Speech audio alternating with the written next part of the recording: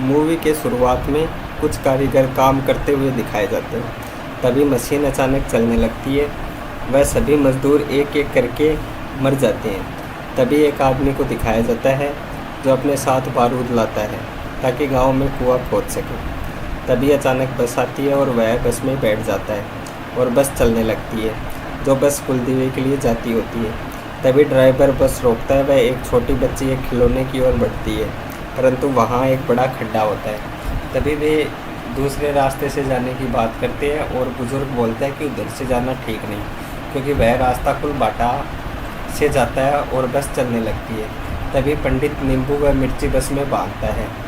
तभी बस का टायर फट जाता है और सभी यात्री बाहर आ जाते हैं। बस से 4 दोस्त घूमते घूमते दूर पहुंच जाते हैं और एक लड़की व उसका दोस्त दूसरी तरफ चले जाते हैं। छोटी बच्ची व नायक एक तालाब के पास बैठ जाते हैं। तभी 4 दोस्तों में से एक ज़मीन पर सोया रहता है। वह दूसरा दोस्त ज़मीन में हलचल देखता है। वह उसे कोई खींच के ले जाता है जिसका नाम छोटू होता है। तभी दूसरे दोस्त को एक मौसमी दिखाई देती है। वह उसे पैर से कुचल देता है। तभी उसे एक साया दिखाई देता है और वह डर जाता है। तो फिर उसे कुछ कबूतर दिखाई देते हैं। तभी दूसरे दोस्त को उसका दोस्त छोटू ज़मीन में गड़ा दिखाई देता है। तभी गुड्डू को अपना प्रतिरूप दिखाई देता है। अचानक बस के ड्राइवर को कोई खींच के ले जाता है और एक बरसा चलता हुआ दिखाई देता है। तभी कंडक्टर बस से बाहर आता है और रोने लगता है। तभी 2 दोस्त बाहर आते हैं। वह उन्हें ऊपर काला बैग गिरता है तो वे बस में आ जाते हैं, परंतु साया बस में नहीं आ पाता क्योंकि बस में नींबू और मिर्ची लटके हुए थे। परंतु वह बस के ऊपर वार करता है। वह बस के शीशे तोड़ देता है। तभी अचानक एक डायन दिखाई देती है जिस पर नायक वार करता है और वह भाग जाती है। सभी बच्ची को बस से बाहर निकालने की बात करते हैं और कालो बस के ऊपर अपने बरसे से वार करती है और फिर उड़ जाती है। तभी चंदन बस चलाता है और कालो फिर से बस पर आकर ड्राइवर के आगे आ जाती है। वह बस एक मिट्टी के ढेर से टकराती है। तभी कालो चंदन को खींच के ले जाती है। वह बस अचानक ब्लास्ट हो जाती है। भागते समय बच्ची गिर जाती है और ज़मीन से डायन निकलती है। नायक बच्ची को लेकर सभी भागने लग जाते हैं। तभी कपल को दिखाया जाता है जिसकी टोपी गिर जाती है। वह टोपी को लाने जाता है। तभी कालो उसे ज़मीन में खींच लेती है। वह कालो लड़की को उठाकर ले जाती है। तभी सभी भागकर झोपड़ी में चले जाते हैं। वह एक कपल में लड़की वह लड़के को डायन मार देती है। तभी पंडित बताता है कि कालो को केवल उसी के हथियार से मारा जा सकता है। तभी नायक को एक जीप दिखाई देती है। वह जीप के पास जाता है, परंतु कालो उसका पीछा करती है।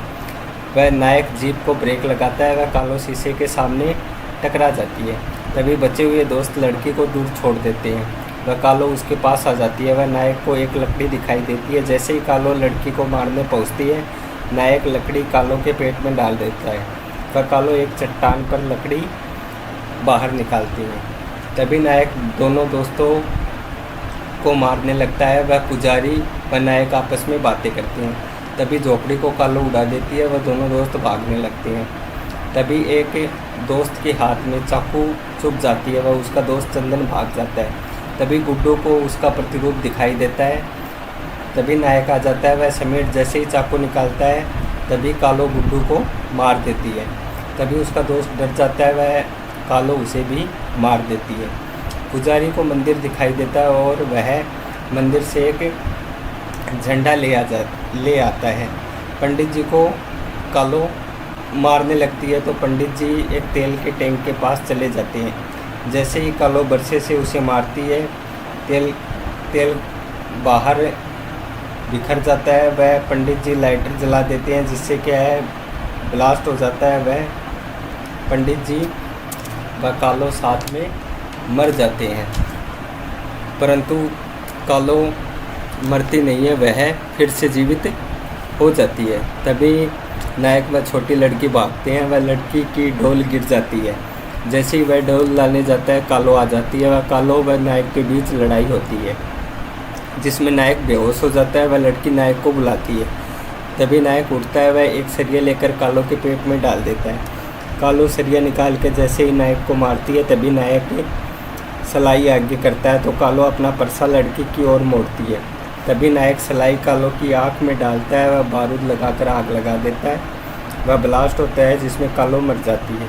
तभी नायक व लड़की चले जाते हैं और यहाँ पे कहानी ख़त्म हो जाती है।